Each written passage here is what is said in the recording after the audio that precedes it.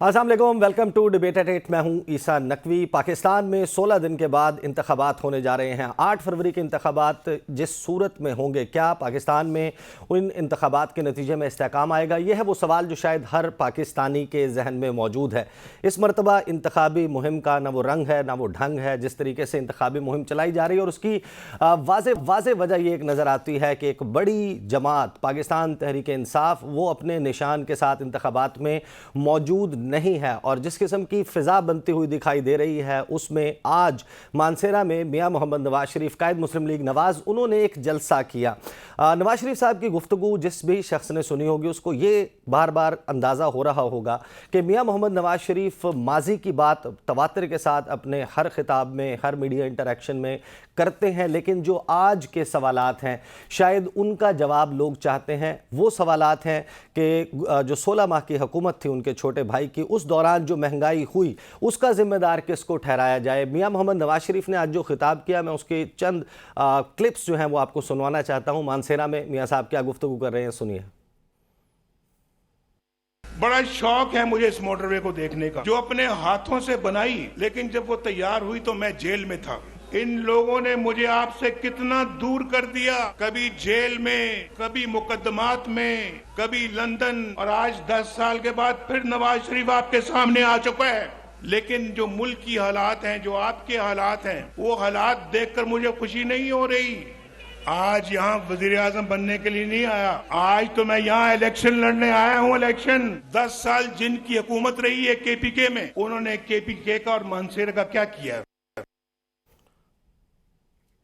ये तो मियां साहब की माजी की कहानी है। लोग शायद ज़्यादा इंटरेस्टेड हों कि हमें बताया जाए कि इमरान खान का क्या बनेगा, जो इस वक्त कैदी मौजूद हैं उनका क्या बनेगा, मुल्क में सियासत किस तरह चलेगी, मीडिया जो है वो इसी सूरत में चलता रहेगा जिस किस्म का एक घुटा घुटा सा माहौल है, या फिर चीज़ें अब ओपन अप होंगी। पाकिस्तान की मईशत के हवाले से जो सवालात हैं, किस तरीके से 27 अरब डॉलर 24 नवंबर 2024 तक इंश्योर किया जाएगा कि पाकिस्तान के पास मौजूद हो, ये वो सवालात हैं जिनके जवाब लोग चाहते हैं। मियां मोहम्मद नवाज शरीफ से उनकी जमात जलसे का आगाज़, जलसों का आगाज़ और जलसे मनसूख करने का आगाज़ कर चुकी है, लेकिन अभी तक जो है वो मंशूर बाकायदा तौर पर उसका ऐलान नहीं किया गया। इसी जलसे में मरीम नवाज साहिबा ने भी खिताब किया। उन्होंने क्या कहा, ज़रा सुनिए। नहीं थे जो जातियात तक उतरते थे। मैं आपके सामने खड़ी हूं जलसे में, आप लोग इज्जत वाले लोग हो, मानसेरा वालों, क्या ये हमारा कल्चर है कि आप खड़े होकर जलसों में अपनी खवातीन को आवाजें कसो? क्या ये हमारा कल्चर है? क्या ये मानसेरा के इज्जतदार लोगों का कल्चर है? सिर्फ याद दहानी के लिए मरीम नवाज साहिबा अपने जलसों में क्या गुफ्तगू करती रही हैं, वो जरा सुन लीजिए। पिंकी पीरनी सोशल मीडिया के लोगों को कहती है कि पाकिस्तान के इदारों के खिलाफ ट्रेंड्स चलाओ, कहती है कि मेरी चोरी का कोई पूछे। मानिका के बच्चों की चोरी का जो अरबपति हो गए इमरान खान के दौर में, मुझे नहीं पता था कि फतेह जंग में भी फराह गोगी के किस्से पहुंच चुके हुए हैं। लुट के खा गए पाकिस्तान, गोगी पिंकी ते कप्तान। फराह खान का दूसरा नाम है इमरान खान। पिंकी पीरनी के बच्चों से अवाम की जान छुड़ाने की, जानते हो पिंकी पीरनी का बेटा इब्राहिम मालिका अरबपति हो गया पिछले 4 सालों में। मरीम नवाज साहिबा की ये गुफ्तगू यकीनन बिला तबसरा है, इसके ऊपर मैं तबसरे से गुरेज करूंगा। इसी वीकेंड के ऊपर बिलावल भुट्टो जरदारी ने जो गुज़श्ता रोज़ खिताब किया लाहौर में, वो लाहौर का खिताब बड़ा दिलचस्प है। उन्होंने मुस्लिम लीग नून को मुसलसल अपने तनकीद का निशाना रखा हुआ है, बार बार मुस्लिम लीग नवाज़ के ऊपर तनकीद के नश्तर बरसाते हैं, और उन्होंने पाकिस्तान तहरीक इंसाफ के कारकुनान के नाम हैरान कुन तौर पर एक पैगाम दिया। वो पैगाम क्या था, वो सुनिए। पीटीआई के कारकुन से बात करना चाह रहा हूं, मैं उनके कारकुन से आज बात करना चाह रहा हूं। इसलिए जिस वहशत से नून लीग इनसे आज इंतकाम ले रहे हैं, मैं नून लीग के जुल्म से गुजरा हूं, और जो जुल्म मैंने देखा है, मेरे खानदान ने देखा है, मेरे कारकुन ने, मेरे जियालों ने देखा है, मैं नहीं चाहूंगा कि किसी भी सियासी कारकुन ये इस जुल्म से गुजरना पड़े। मैं आपसे अपील करता हूं, आए इस इलेक्शन में आप तीर और शेर का मुकाबला है, आए मेरे साथ दे, मैं इस इंतकामी सियासत को दफन कर दूंगा। क्या पाकिस्तान तहरीक इंसाफ का वोटर, उनका सपोर्टर बिलावल भुट्टो जरदारी या पीपल्स पार्टी का इंतखाब एक ऑप्शन के तौर पर इन इलेक्शंस में कर सकता है? ये बहुत ही अहम सवाल है। It's a tricky question. Pakistan के सियासी मंजरनामे पर बात होगी। मेरे साथ मौजूद हैं पीजे मीर साहब, सीनियर सहाफ़ी, ज़िया निगार हैं, आप सब लोग इनको जानते हैं, स्काइप के ज़रिए मुझे ज्वाइन कर रहे हैं। साथ ही मुझे स्टूडियोज़ में ज्वाइन कर रहे हैं जनाब असदुल्ला खान साहब, सीनियर जर्नलिस्ट हैं, किसी तारुफ के मोहताज नहीं। और पाकिस्तान मुस्लिम लीग नवाज़ से खलील ताहिर सिंधु साहब जो हैं वो हमें स्काइप के ज़रिए ज्वाइन कर रहे हैं। आगाज़ गुफ्तगू का फैसल करीम कुंडी साहब के साथ करूँगा क्योंकि वो अपनी इंतखाबी मुहिम के साथ एक मुख्तसर वक्त के लिए हमारे साथ मौजूद हैं। कुंडी साहब, मुझे बताइएगा कि बिलावल भुट्टो जरदारी साहब ने जो खिताब किया है और हम देख रहे हैं कि मुसलसल मुस्लिम लीग नून को हदफ तनकीद बना रहे हैं, तो ये तो 9 अगस्त तक तो आप लोग इकट्ठे बैठे हुए थे। आज बिलावल ने कहा कि मैंने मुस्लिम लीग नवाज का जुल्म देखा है। वो किस जुल्म का तस्करा कर रहे हैं जो बिलावल भुट्टो जरदारी साहब ने देखा है?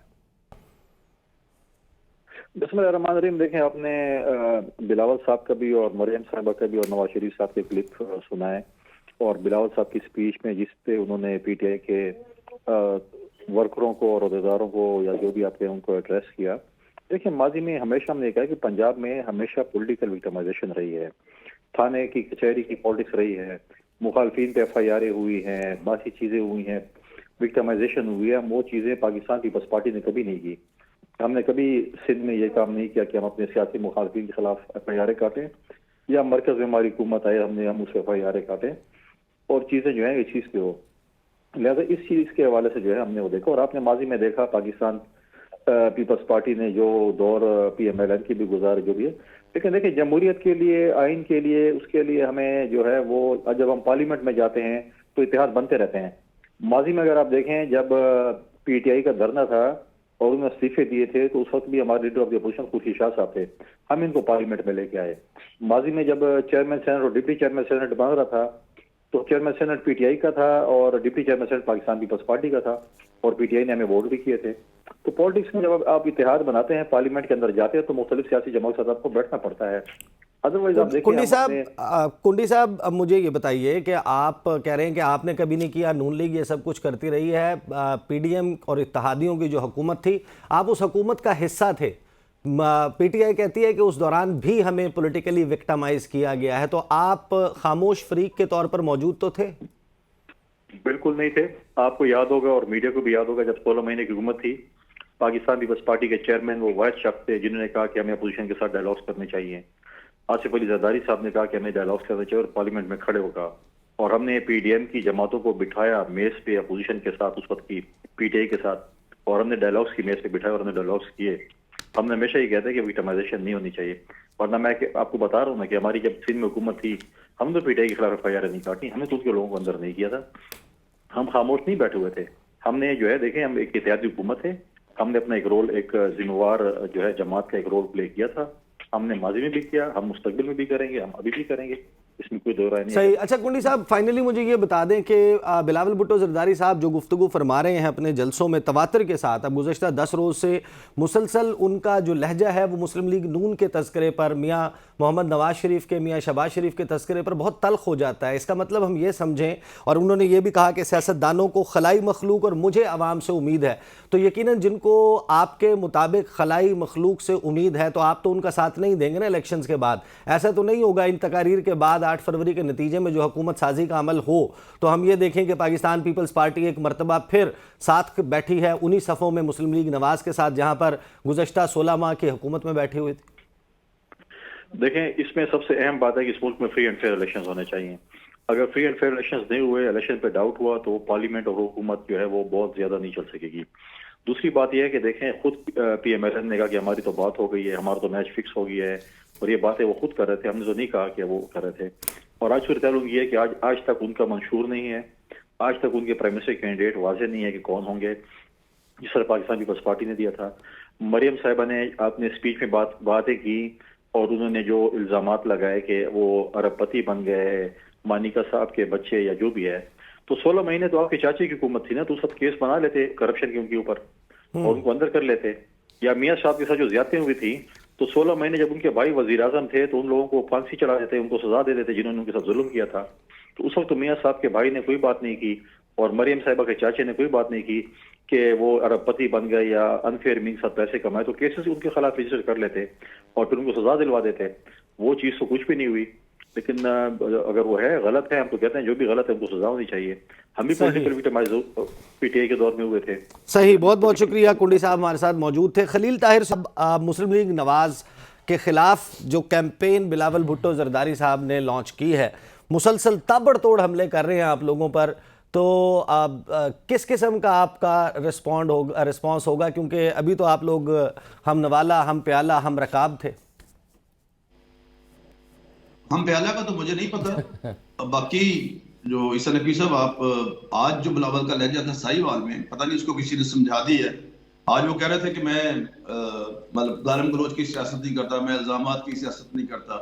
और मुझे याद आ रहा था उसके वालिद मोहतरम का इंटरव्यू जरदारी साहब का, जो उन्होंने हामिद मीर को दिया था कि ये भी एंटरटेनिंग है, इसको सीखने की जरूरत है। तो शायद रोज बरोज उसका कोई उस्ताद बदलता है या पता नहीं क्या होता है। दूसरा वो कह रहे थे कि जिन अपना जुल्मों से मैं गुजरा हूँ, और अभी कुंडी साहब को आपने भेज दिया, यानी हो पता नहीं इसमें क्या सीरियस मिस्ट्री थी कि आपने इनको जल्दी भिजवा दिया, लेकिन इनको पूछते तो सही कम से कम कि ये जो था, जब मीर मुर्जा भुट्टो की लाश पड़ी थी 8 घंटे तक, अपना बिलावल उसके मुर्जा उसके सामने, अल मुर्जा उसके सामने, तो बीबी वजीर आजम थी, बीबी शहीद, तो किसने उसको रोका था ना आने का? जब वो जा रही थी अपना लियाकत बाग वाला जलसा करके, तो किसने रूट चेंज किया था? जब वो जा रही थी तो किसकी आखिरी कॉल आई थी कि बाहर निकल के शीशे से लोगों को वेव करें? ये बहुत सारी बातें हैं जिनको हम नहीं दोहराना चाहते, और जो बिलो दी बेल्ट है गुफ्तगू करना है, इसको अच्छा नहीं लगता।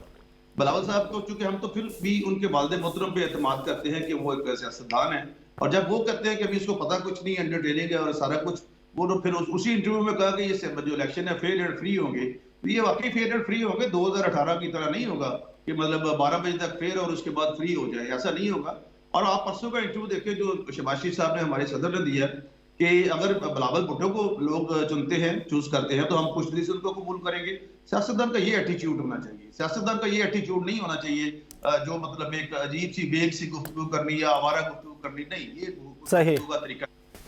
दूसरा भी कुंडी साहब फरमा रहे थे कि फांसी दे देते उनको। मैं, हालांकि मेरा ज़ाहिर है मैं मुस्लिम लीग नून से हूँ, लेकिन पहले क्या तलख तजर्बा नहीं हुआ? जुल्फकार अली भुट्टो शहीद को फांसी देकर क्या, कहाँ पे गया पाकिस्तान पे, किन हालात में चला गया? या अपना मियां नवाज शरीफ पे हाई जैकिंग का केस बना के, क्या सियासतदानों के साथ ऐसा ही होता रहेगा? तो ये तो बल्कि अच्छी बात है कि किसी के खिलाफ हमने कोई केस नहीं बनाया, और अगर आप केस बन रहे हैं तो वो अल्टीमेटली प्रूव हो गया। इन्होंने भी तो अकामा का जो भी जिसने भी बनाया था, तो फिर उसमें पनामा का तो कुछ भी नहीं निकला था। 435 लोगों का केस था, एक बंदे को ट्रायल किया, और खुद लिख रहे हैं साकिब निसार साहब, आसिफ सईद कोसा साहब, कि there is no any element of the corruption. और फिर वाजिद से आज उन्होंने हीरे चुने थे, वो भी लिख रहा है कि कोई करप्शन का एलिमेंट नहीं है।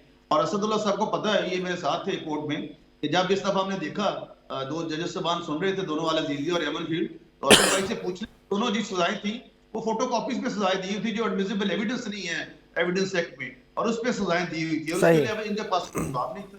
सही। अच्छा सिंधु साहब, नून लीग की जो कैंपेन है, मैं आपके पास वापस आता हूँ।